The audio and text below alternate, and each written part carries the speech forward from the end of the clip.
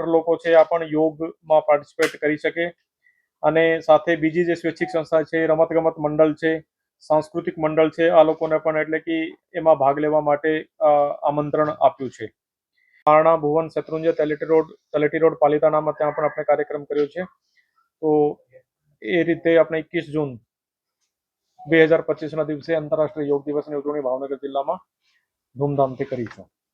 જે અસરગ્રસ્ત ગામો છે જેની આપણે મુલાકાત લીધી હતી એ છેલ્લા 48 કલાકથી ગ્રામજનો જનજીવન એની આપણે અલગથી વાત મુલાકાત લીધી સર. હા, તમે પ્રેસ કોન્ફરન્સ આજે યોજી રહ્યા છો, પરંતુ જ્યારે ગામ લોકોની વાત આવે ત્યારે આપણે બાઇટ કે ઇન્ટરવ્યુ કરીએ છીએ તો ત્યારે તમે સર જતા રહ્યો છો. યોગ દિવસ ખૂબ મહત્વની વાત છે રાજ્ય સરકારની, પણ સાહેબ છેલ્લા હજારો લોકો ત્યાં 48 કલાકથી જનજીવન ખોરવાઈ ગયું.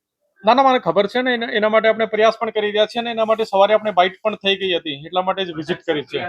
કરી રહ્યા છે. આજે પૂર આવ્યું છે, માનવ સર્જિત પૂર આવ્યું છે સાહેબ, જે અત્યારે અવરોધ ઉભો થયો છે, કેવા પ્રકારની કામગીરી તંત્ર દ્વારા થશે સાહેબ? અમે લોકો કરી રહ્યા છે પ્લાનિંગ, જે અવરોધ છે એને દૂર કરવામાં આવશે. એમાં શું છે સાહેબ, જ્યારે પૂર આવે છે ત્યારબાદ જ તંત્ર કાર્યવાહી કરશે. અત્યારની જે પ્રેસ કોન્ફરન્સ છે યોગ માટેની છે, હે ને, તો આપણે એના ઉપર જે મીન્સ કે રહીએ તો સારું. પોઝિટિવ તો મીડિયા લે છે, પણ જ્યારે ગામ લોકોની વાત હા, તો અમે મીડિયા સાથે છે.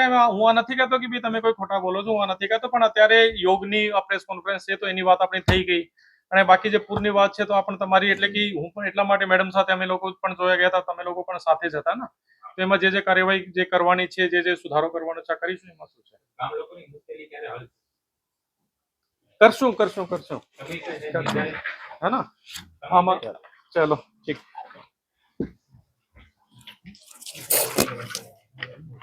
મેસેજ મળ્યો છે 15 ની.